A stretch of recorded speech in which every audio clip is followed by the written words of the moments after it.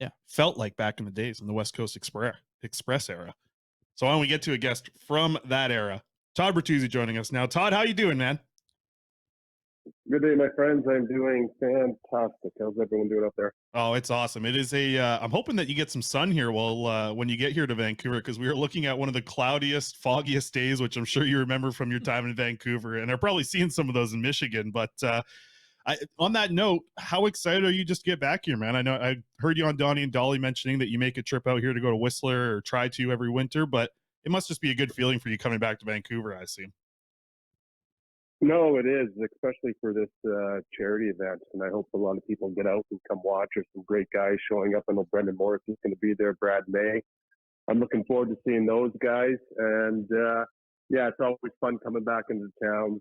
One of the greatest foodie cities there is around. Great restaurants, bars, everything. There's so much to see. Usually when I get out there, I go and try and get the grouse grind in. I try to tour around as much as I can, but I do get out to Whistler as much as I can during each year to go skiing. So, but this time forward, I'm looking out to dust off my hockey bag. It's been about a couple of years since I put the blades on, but I've kept in shape and I'm looking forward to coming out and seeing a lot of familiar faces. Absolutely. We'll see if we can get some betting odds on you scoring a couple in the game on the weekend. I remember in 2020 you were out at UBC at the Canucks Autism Network game, and you were rocking the Red Wings gear. Are you switching to blue and green? Or are you sticking with the Red Wings gear? Because you got some pop when they announced No, you. yeah, no, I got red. I got what I got when I retired. I'm not sure if anyone knows, but when you retired, even though you played 18 to 20 seasons, you get stuck with the equipment you last played for, and there's no other equipment to get. So I do have hockey bags filled with Canuck stuff that I kept over the years, Anaheim Duck stuff, Calgary stuff. So I do have sets of equipment, but they're in storage, collecting more and more dust. So the freshest stuff I got is the Red Wing wheel. But we all know that some of my greatest memories and highlights were in a Canuck uniform for sure. Todd, I don't want to ask you to just pick one, but what is your biggest memory from being a Vancouver Canuck? Like, what's the thing that sticks with you the most? Oh, I gotta say, collectively, um, Marcus, Mo. I remember if I miss anyone, I apologize. Dan Kluche, Matthias Olin, that whole gang, Sammy Salo, Dan Kluche, Brad May, Ed Jobanowski, that whole group that came together and turned that city upside down by our play and making it one of the most watched teams, even in the East Coast, for how we played. I know a lot of people contribute the West Coast Express and all that, but we had a lot of guys who contributed at the Matt Cook, the Yarko Rutus, just a whole bunch of beauty guys that I know if we all look back, we wish we would have accomplished more. But I think putting Vancouver back on the map, putting fans in the stands, and making ownership a lot of money and making it much watch TV. I think that's what I take a lot of pride in. With that group, was there an individual moment, or was there kind of, when did you realize that that group was special? Unfortunately, we're special in regular season, and it still hurts to this day that we couldn't accomplish more in the playoffs. I know losing to the Red Wings and then losing to Minnesota. And then the series that I wasn't in when the guys battled hard, we lost to Calgary. I think those were probably three opportunities and chances that we could have taken more advantage of. I don't know. It was fun seeing Marcus win MVP, scoring titles. It was fun just seeing individual successes for different guys and how popular the other guys became in the hockey world and all that. And like I said, we look back on it, we had a very, very good group of misfit toys that like to entertain and have a lot of fun. I think that, you know what, the word you said there at the end was the thing that I take away from that era was fun, right? Like you and that group of players created so many fans here in Vancouver, and you mentioned it. You guys brought Vancouver. I don't want to say on the map, but like really, what you guys did was create so many fans at that time. When you look back at it, like I don't know. I can't even imagine the emotions you had in like the 2002, 2003 season. But like, were you aware how in love this city was with what you guys were doing on the ice? Like, did you feel the fan base just, absolutely falling in love with what you guys are doing with the sport? Yeah, absolutely, and it's no different. We're chasing what Trevor Linden, Kirk McLean, with Courtnall, that whole group, Yurki Lume, Dana Merzen, Dave Babich, all the stuff that those guys contributed and did back then, and when they had so much success and lost to the Rangers. But that city was crazy that time, and I know it went through a lull where the team wasn't as good. Changes needed to be made. It was just fun that we were that group to come in and do the exact same thing that they did. Unfortunately, we didn't have that kind of playoff success. And then to see what the Sedins and their whole crew with Juice and my boy Cass and Burroughs and that crew, and how they took it to another level after that. But yeah, 100%, man. The crowds and the fans and the people. It was I don't know, coming from Sudbury, Ontario, and just wanted to be a hockey player, and then getting thrown into where we were considered and looked at in Vancouver. It was like, I don't know, you felt like a rock star kind of times, and how people treat you and how awesome it was, and going out to restaurants and all this kind of stuff. And then even on the road, our fans traveled. They traveled in packs, and they were loud, and they're always around. So it was pretty cool. It was a very, very cool era. Very, very cool time. Todd, with looking at that group, I'm curious because it's kind of funny looking at the Canucks locker room right now, and a lot of people talk about Luke Shen being the dad of the group. Was there ever a dad in the locker room back in your days there?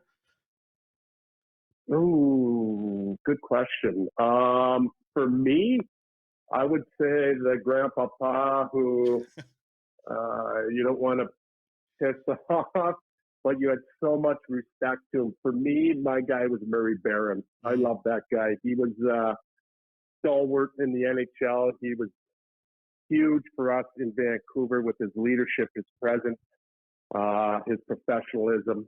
So for me, coming in, I would say that he was a figure that I looked up to, that kind of settled all the little kids down when things were getting a little bit rowdy or out of control, and being able to reel us all back and actually keep us humble and prepared each and every time. Okay, we've heard how much fun that group had off the ice. We had Sammy Salo on the show over a year ago now, and we asked him for the best practical joke that anybody ever played on that team. So he was telling us that Matt Cook had this sweater that kept getting stolen by his teammates and hidden, and he bought a padlock to make sure that nobody could get it. Somebody got bolt cutters. I think Sammy told us it was Yarko Ruutu that got bolt cutters, broke the lock, and then hung the sweater from the rafters ahead of a morning skate or a practice. And that really pissed off Matt Cook, apparently. Do you have a different story for us? Some off-ice antics that stands out? That definitely happened. You can tell it happened because those two squared off maybe a week later in practice and went toe to toe, and we kind of just allowed it to happen. I think that's the best part of our era. There were fights all the time in practice, and it was some kind of stuff. But no, I'd say one of the biggest guys who do stuff like that, Brad May, was pretty shady and dirty when it came to practical jokes and all that kind of stuff. And he's obviously one of my best friends, my mentors, guys I've looked up to, and we still have a very, very close relationship and tight relationship. Just stuff you do. I know, and I forget what player it was or whatever, but I remember we were coming out of practice at 8 Rink up in Burnaby, and I totally forget who it is, but it was a brand new car, and the whole thing was filled with popcorn. And I know for the longest time, people tried to figure it out and all this kind of stuff. And I actually forget, because it was so long ago, whose car it was. But I remember that Brad was behind it, and then it started this whole thing. But nothing ever got too out of control or too crazy. We just had a lot of fun, to be honest with you. That's awesome, man. I kind of wanted to ask. I mean, obviously, Quads, like, I don't even think you were born. My co-host here was born when you were traded to the Canucks, but like, I grew up watching you play and watching you and Marcus Naslund Morrison, that line together. Like, how much fun was it playing with both of those guys? I know you still, keep in contact with Morrison. I think I heard he moved up near you as well. So that's kind of cool. But that trio, like, we look at that as Canucks fans that watch this team growing up at that time. And just loved it. I mean, there were songs written about you guys of the Bertuzzi, Morrison, Naslund scores, all that stuff. Like when you look back at that trio coming together, what was something that brought you guys together chemistry wise? Like what was it that worked so well with you three? It was all three brought different things to the table. As far as Marcus with his leadership, his shot, his speed, his hockey IQ. Brendan with his 200-foot game, brilliant hockey IQ. He doesn't get enough credit for how intelligent he played the game. Even back then when we were playing a run and gun game, or at least me and Marcus were, Mo knew how to play 200 feet and to make sure that we ended up as plus players during that run, that we had a lot of fun. And then obviously with me, I would come in and I just played my game. I tried to be physical. I played when I need to. I stood up for my teammates. I thought I had pretty good skill with the puck. I love to be creative. That's the part, is the creativity.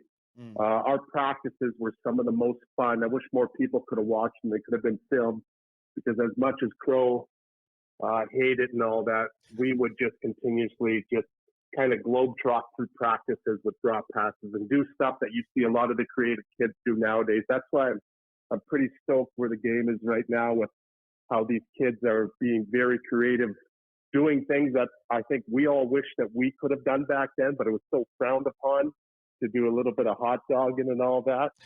But I hope that the coaches allow the leash to keep extending so we can see the greatest game on earth keep getting better, because these kids are filthy with the puck, and I enjoy watching a lot of their skill. Oh, it's incredible. I don't know how many between the legs goals Connor Bedard has scored in the WHL this year. It's been ridiculous to watch. But hey, Todd, you were I was doing that in junior, but I was getting yelled at and benched at the same time. So that was going on way back in the 90s when it was frowned upon to go between your legs. I've been doing that forever, but getting yelled at, but I didn't care. I was going to pull off a play and get benched at the same time.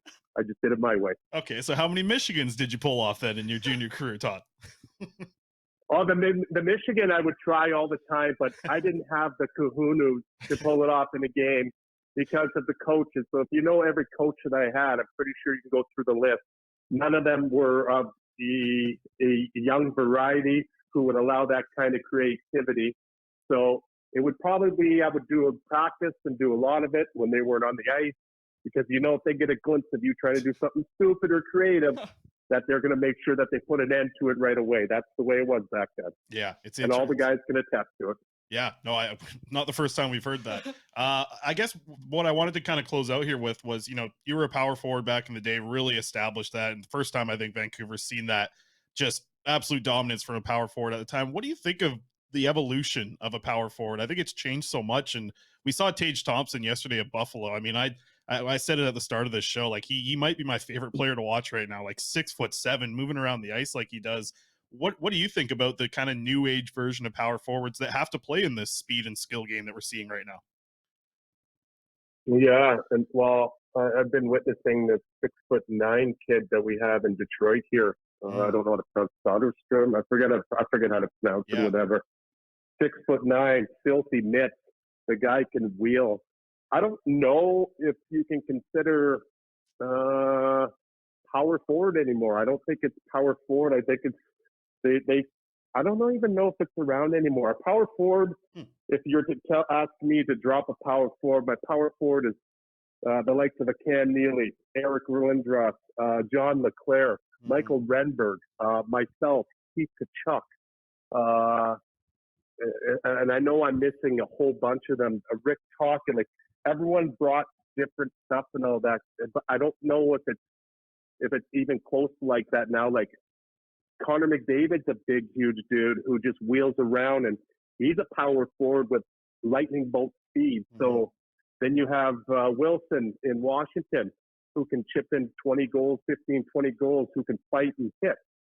So I think there is a big, more broad version of what a power forward is. I think it kind of is not like the way when I grew up and came up and all that. Like there was just, I don't know. It was just a whole different style of play. And like I said, my mentors coming up were Cam Neely.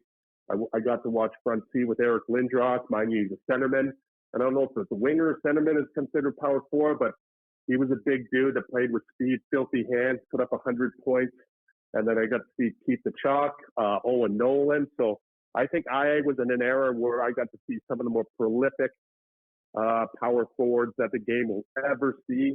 And I don't know if it'll ever be seen or duplicated again like that. Yeah, I agree. And back to that, this is final one from us here, Todd. We appreciate your time.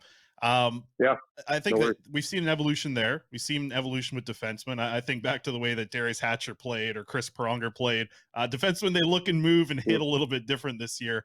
Who was that toughest guy for you to go up against? And I mean, you had a lot of them there with Colorado and Detroit. Who was that guy that, like, even in your spot as, you know, the prime power forward in the whole NHL, who was like, oh man, I got to go up against this guy tonight? Well, yeah, you named like Chris Pronger, the Barrett Jackman, Adam Foote. Like, I hate to keep going back to my era and all this, but I love my era. I thought my era was the baddest, toughest, coolest era in the world. I really did. And Hell yeah. through my era, we also had super heavyweights, and a lot of them were my close friends and good friends that maybe played 2 minutes a game, but they had to go against, like, so I got to see everything and anything that the New Jersey trap where offense wasn't there. But so I was fortunate I got to see all that. Saying all that, my toughest opponent would have had to been Nick Lidstrom, a non-physical, probably the highest defenseman hockey IQ. His stick was ridiculous. I could never hit him. I could never engage him. I could never piss him off. I could do nothing to him other than he would just frustrate me with his stick, his positioning, and his demeanor. Like, he doesn't even talk trash or any of that kind of stuff. And then I was fortunate enough to play with him, and he's one of the most incredible guys I've ever come across. But just to watch him in practice, I know how that would make, how he frustrated everyone, because that happened to me so many times with playing against Detroit. And I could never track him down, find him. He knocked down our 2-on-1 plays. So you would think it would have been like a Chris Pronger and all that, but I'd rather have a head-to-head combat battle, going after it, fighting, and running around each other, cross-checking each other, all that kind of stuff in the net. But no, I would say Nick was probably the most difficult one for sure. Awesome. Well, Todd, we appreciate it. We're, happy here to see you coming back to Vancouver. We loved watching the West Coast Express era. Very happy you didn't have to fit your game into the New Jersey trap from the early 2000s. We're happy to see you play a little wide open here on the West Coast. So thanks a ton for joining us here today. And hopefully we can do this again down the road. Enjoy Vancouver. Yeah, awesome. Appreciate you guys having me on here, and look forward to coming out and seeing everyone. You guys take care. Thanks again. Awesome.